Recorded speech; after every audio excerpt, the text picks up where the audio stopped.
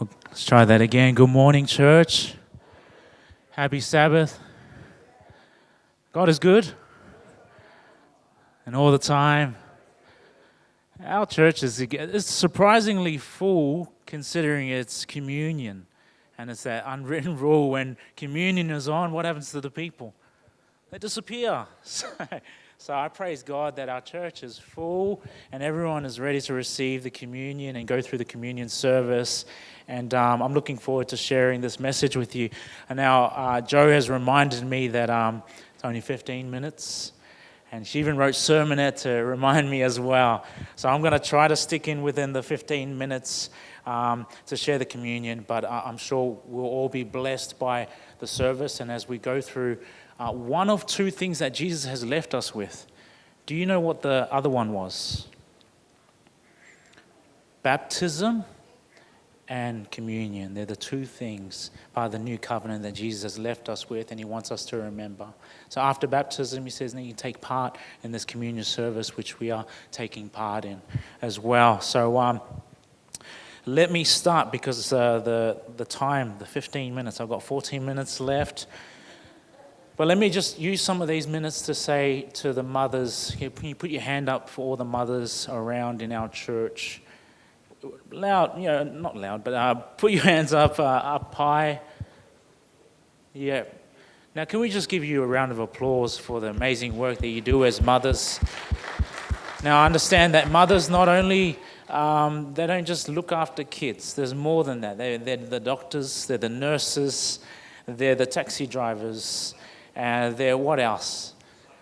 They're the psychologists, thank you, Aaron. They're everything to the children and also to the husbands.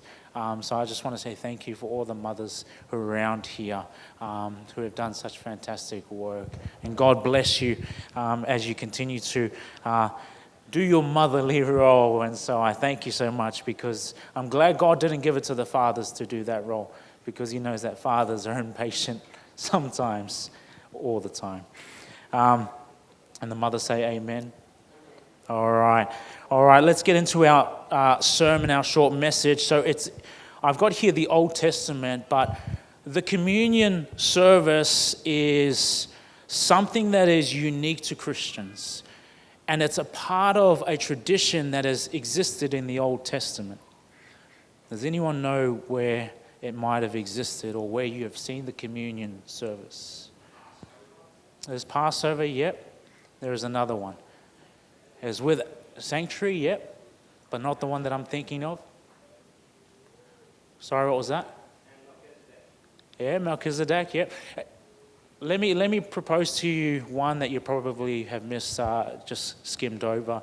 That's the story of Abraham and Lot, where this communion service takes place. It was a part of the Hebrew culture and the Israelites. It was a part of what they did as a people. They did these three specific things that resemble the communion, and I want to dive into the three principles very quickly. So the first principle is the foot washing. The second part is, not the first principle. The first part is foot washing. The second part is what? Is the food. Is the supper. And the third part is the coming over and staying at their place. They're the Jewish culture. Today, I remember as an intern when I went over to my first appointment in a place called Tumbarumba. Has anyone been to Tumbarumba before? Tumbarumba. And we're in the Gubagandra. So it's this place near Tumbarumba and Tumut, but you go in the Wairi Road and you go to the back streets, and you have the Gubagandra area, and there are some church members there. Did my first Bible study with a young family, and it was a culture shock, because I came from the city.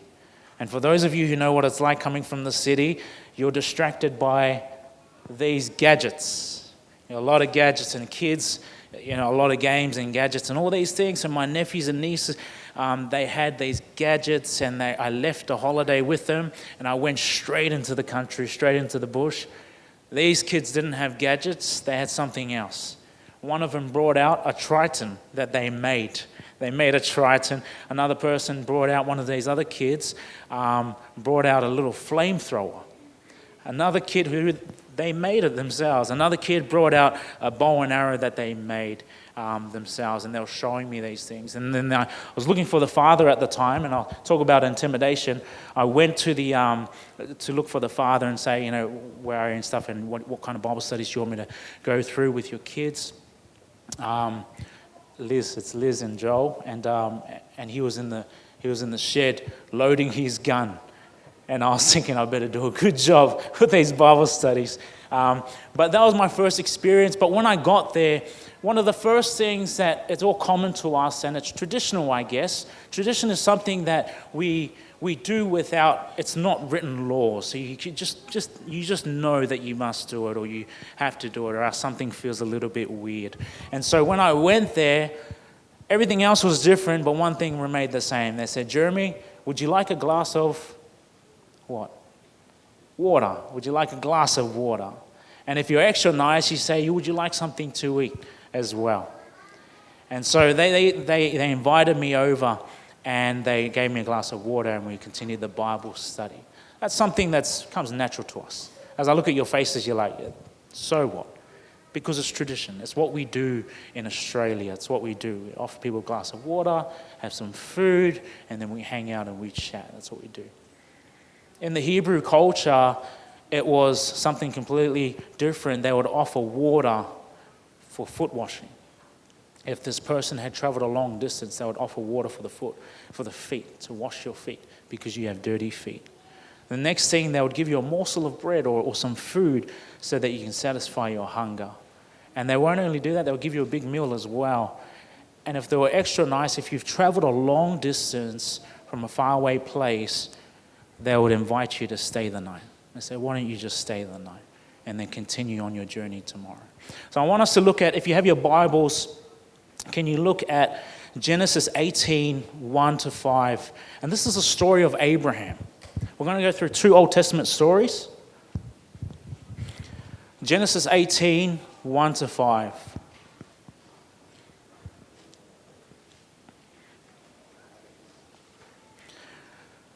And the Bible says, then the Lord appeared to him by the terebinth tree of Mamre, as he was sitting in the tent door in the heat of the day.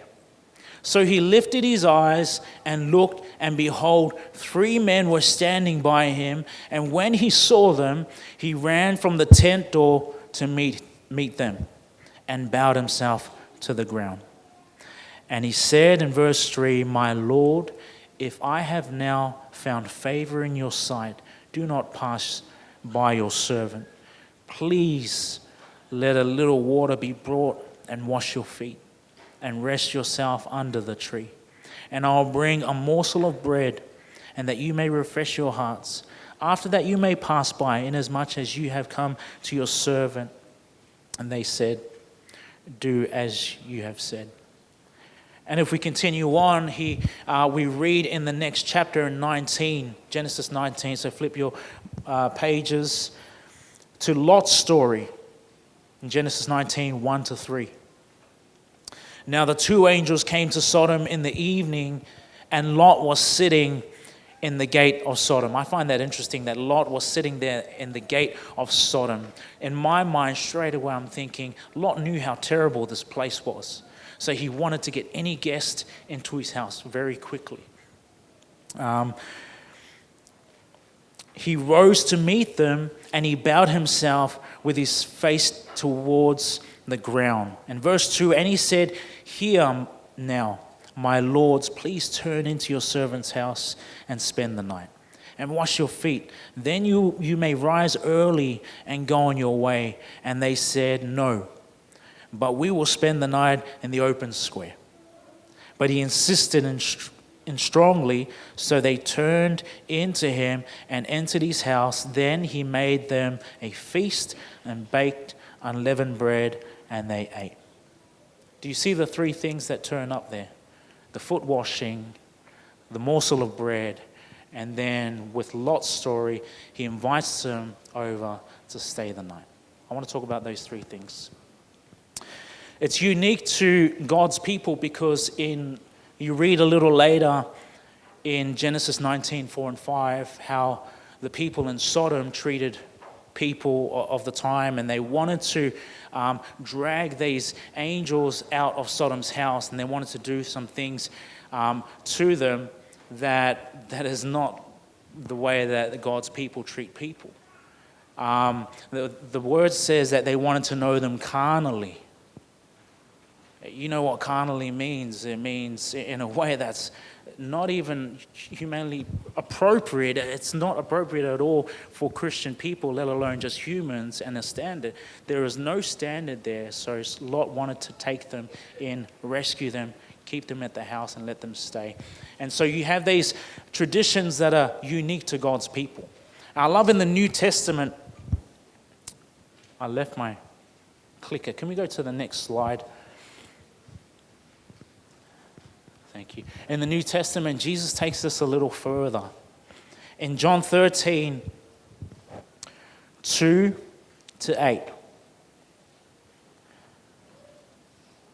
If you have your Bibles there, can you say amen?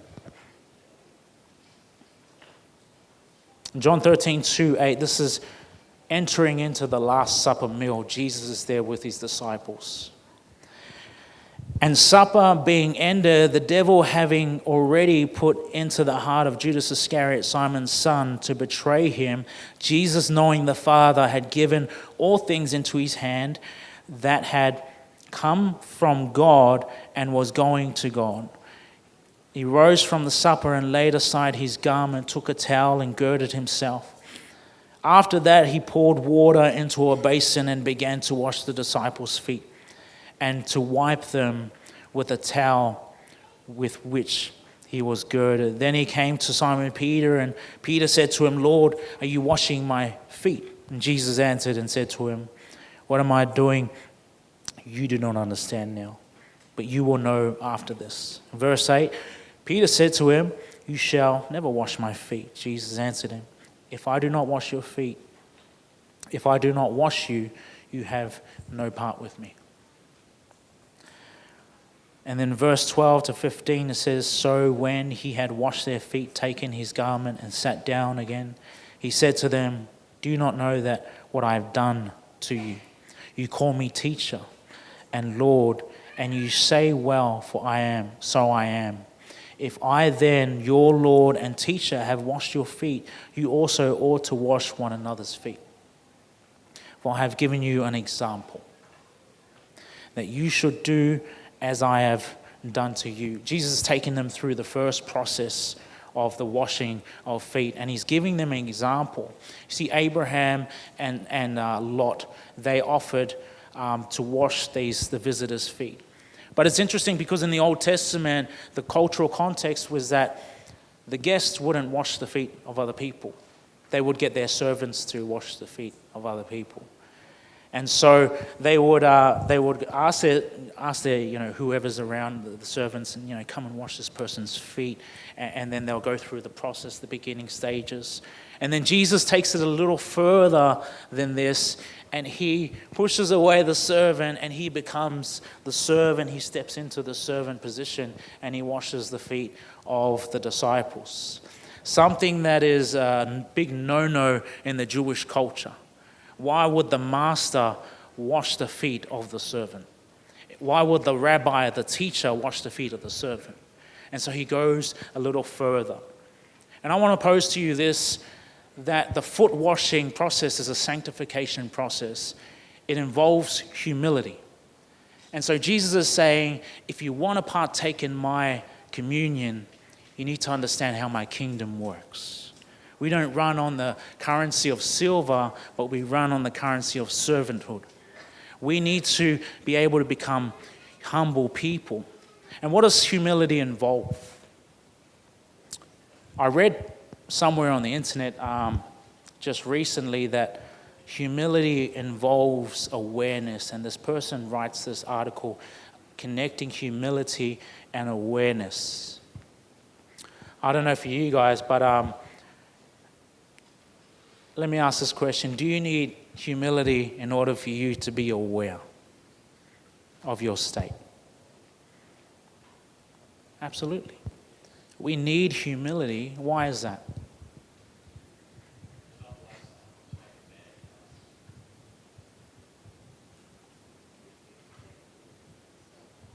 Yeah. You need to, and he writes something like this. He writes something, let me read it out. To be truly humble, we need to strip away these justifications. How many of you have justified why you've done something? I have, many times. Why did you do this? Oh, because of this and this and this. I did something bad, but it was only because of this. To be truly humble, we need to strip away these justifications. Humility is the ability to see the truth of oneself, strength, weaknesses, ups, downs, contributions, and needs without self-justification. Coming to the foot of the throne and saying, Lord, this is who I am. Warts and all. Lord, I need you to look in me. There's a psalm, Psalms 139, and I love that psalm. If you have some time, spend some time in that chapter. You see David wrestling and he's saying, search me, O Lord, see if there's anything in me that shouldn't be there and take it away. He goes, I've done all these things, I've hated your enemies and everything else, but if there's still something in me that needs to be taken away, then Lord, take it away. I went to the dentist. Anyone here been to the dentist recently? I went to the dentist recently, and it was Wednesday. I went to the dentist, and I got the root canal, the process of that. And so back then, when I went to the dentist, it was the most horrifying experience that I've ever experienced before. I felt the drill, but now I didn't feel the drill. And the dentist was a very nice man. He was like, oh, we've got awesome equipment. It's so fast. The drill's so fast. It's like cutting through butter. And my mind was, I better not talk to him while he's doing this, or my tongue's going to be like butter. So I went through this, but the thing is that this tooth over here, this tooth over there, it had caused me problems a long time ago, and I got the hole filled in a while ago with the filling thing, about 3 years ago, and then it started to irritate me slowly, to the point where this week I woke up during the night because the pain was so painful. Have you been there before? Have you been there where your tooth has just woken you up and couldn't sleep? The worst sleep I've had in a long time. And every time I talked, it would hurt. Every time I would walk around throughout the day, my tooth would remind me that there's an issue with the tooth. I try to write it out until after I preach, because I've heard of people saying, once you get it done, then you're knocked out for like a week. So I'm thinking, who's going to preach? I'm the only one who's been planning to preach this communion service. So I was going to wait it out till after the weekend. But then after that moment where it woke me up, I said, no, I can't. I need to go in. So we booked in and booked into Lara, dentist in Lara. It was amazing. It was good experience. So if you want to go there, mention my name. So we went there. I went there and I got this, the drilling thing, and he goes, there's 3 options. We've done the x-ray, and there's a little shadow. There's 3 options we can do. One, we could open up is this disgusting for any of you guys? I'll stop if it is. But 3 options. He goes, we can open the tooth up. We can heal the nerve in there. I didn't know you had nerves in your teeth. So he goes, we can heal the nerve. Second one is we can do the same thing, but we can extract the nerves, take all the nerves out. Third one is we can just get rid of the tooth, and you'll walk around with a missing tooth. And he goes, but I'm sure you don't want that because you're young enough, you don't want a missing tooth. And I was just thinking, no way, Serena would kill me if I had a missing tooth. So I said, okay, I'll go option 2, the root canal, and take out the nerve. And he goes, oh, that's great, the most expensive one. I was like, cool. So then we went through the process, and I could feel like he did the injections and all that, and he was taking out the nerves one by one, and it was hurting a little bit. After that experience, I walked out feeling the best I'd ever felt that week. I felt amazing, huge relief. The experience before going in and afterwards. And he told me, after this, you're going to feel a lot better, but you're going to need to come in a few more times. but we needed to take out something that was, that was causing the issue, which was infection and stuff like that. So probably from all the donuts. Tina's like, see, that's what happens if you eat donuts. So he did that, and I just felt amazing. And I reflected on that yesterday, and I was just thinking, there's a sermon illustration in there. There are things in our lives that pester us, and things in our lives that if we don't handle it, then it's going to get the better of us. There are things in our lives that are going through our minds that we need someone like a professional to help us in our life. And some of these things wake us up at night, right? Some of these things wake us up in the middle of the night. It may not be a tooth, it may be a sin problem. It may not be it may be something else. It may be that we're struggling to forgive someone that we need to forgive, and it's in our hearts, and we need to go to the professional, and we need to ask for advice and ask this professional to examine us and to find the issues in our life and to take the issues out of our life so that we can live a cruisier journey. Are you hearing what I'm saying? The reason for going there is because I had a lot of pain in my tooth. And I went to the professional, and I was, submitting in the chair to the professional. For us as Christians, we've got the ultimate professional in Jesus Christ. And the foot washing works in the same way, where we need to be submissive, and we need to be sitting in the chair, submissive to the true professional, Jesus Christ. And ask Him to examine our lives, and if there's anything that's keeping us awake, or if there's anything that we may not see, then take it out. If there's something that you see in your life that you know that's pestering you for many years, then we need to do something about it. We need to take it to Jesus. Humility, surrendering ourselves to Jesus Christ and asking Him to take out the issues in our lives. We can't do it. I even contemplated doing the old castaway trick. Have you seen Castaway? Knocked it out himself. I was contemplating that. You reckon I would have been better off? I would have been preaching with a missing tooth. We can't do it ourselves. We end up with more problems. But only Jesus can, the true professional. I want to share one last story with you before we begin this process of the foot washing. Are you still with me, church? Okay. Leonardo da Vinci. Who has heard of Leonardo da Vinci? Amazing painter. We've got so many artists in this church, which is amazing. We can have our own art gallery here. But Leonardo da Vinci was a world-renowned artist. Beautiful, beautiful paintings. He painted this famous painting here.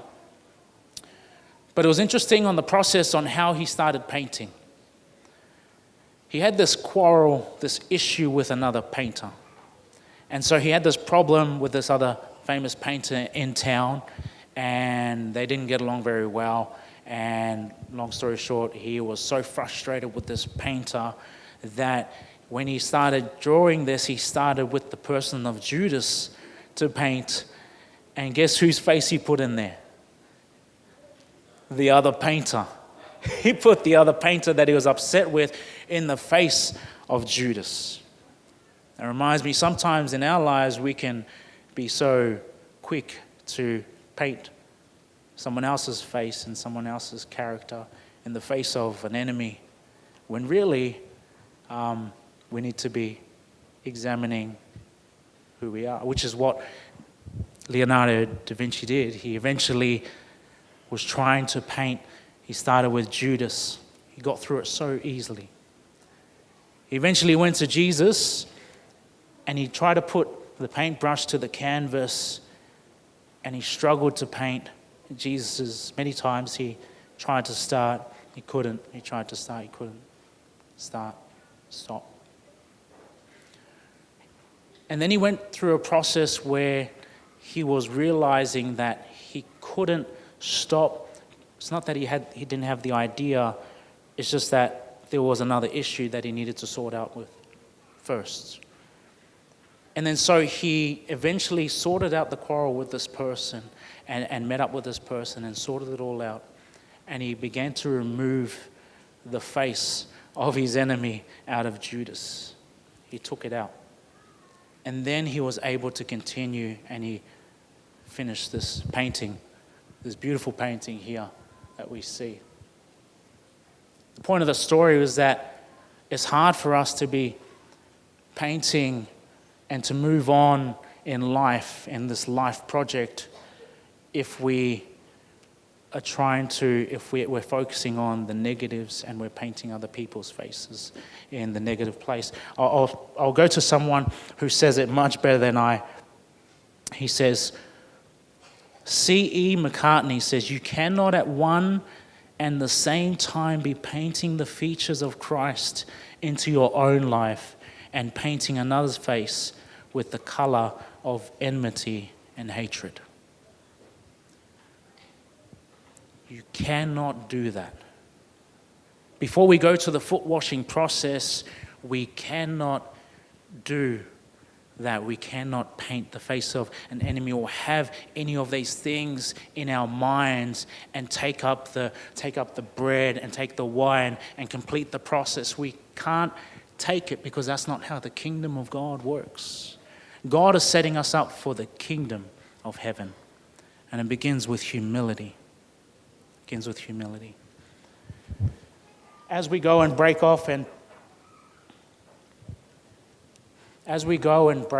to our areas, I believe the men walk through the store here, and the women, they go to the hall over there. I want to challenge you in this moment to practice what David practiced in Psalms 139.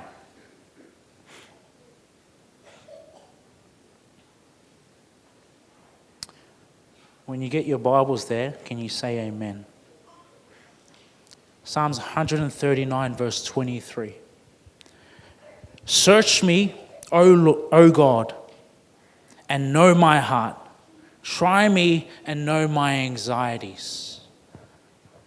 If there is anything that is going on with you in between someone else, it probably isn't someone else. It's probably a sin issue that we are struggling with that's pestering us, that's waking us up in the middle of the night that we need to give up and hand over. Then I want to ask you to submit that to God. It may be something else. But whatever it is, I want you to surrender it now. And it may not just be now, it may be the beginning. As the dentist appointment, I've got 3 appointments. It may be the beginning. Sometimes we have to keep on coming to the foot of Christ, of the cross, and surrender these things continually. Are you hearing what I'm saying? We have to continue to do this.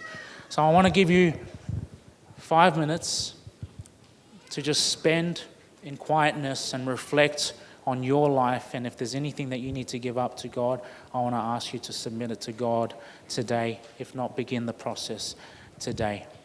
If you finish early, then you can walk to the room early. That's fine. So I'll give you this time.